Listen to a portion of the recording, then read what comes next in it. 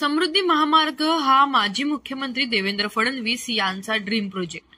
नागपूर ते मुंबईचे अंतर कमी वेळात पार करून उद्योग व्यवसायाला चालना देणारा हा महामार्ग सुरू झाल्यापासूनच अपघातांच्या घटनांमुळे चर्चेत राहिलाय. काल रात्रीही या महामार्गावर भीषण घटना घडली. रस्त्यावर ठोकलेल्या खिळ्यांमुळे अनेक वाहनांचे टायर फुटले. परिणामी महामार्ग 4 तासांसाठी बंद ठेवावा लागला. एका प्रवाशाने याचा व्हिडिओ काढत खिळे चोरांनी ठोकले असा दावा केला. यामुळे नेमके हे खिळे तिथे कोणी ठोकले आणि खरंच ते चोर होते का असा प्रश्न उपस्थित झालाय. काल रात्री झालेल्या अपघाताचा वास्तव्य शोधल्यानंतर आम्हाला कळलं की महामार्गावर अनेक ठिकाणी तळे गेलेले असून ते भरून काढण्यासाठी पीयू ग्राउंडिंग ही आधुनिक पद्धत वापरली जाते.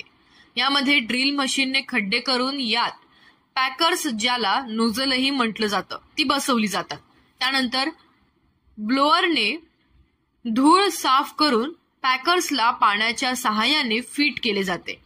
मशीनच्या मदतीने त्यातून लिक्विड सोडून क्रॅक भरले जातात. गेल्या काही महिन्यांपासून या दुरुस्तीचे काम सुरू आहे. मात्र कामात अनियोजन आणि कोणतीही सूचना फलक न लावल्याने वाहन चालकांना धोका निर्माण झालाय.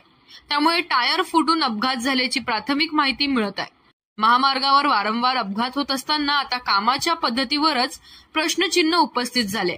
त्यामुळे तुम्हाला या संपूर्ण प्रकाराबद्दल काय वाटतं ते आम्हाला कमेंट करून जरूर कळवा आणि आमच्या YouTube चॅनलला सबस्क्राईब करायला विसरू नका.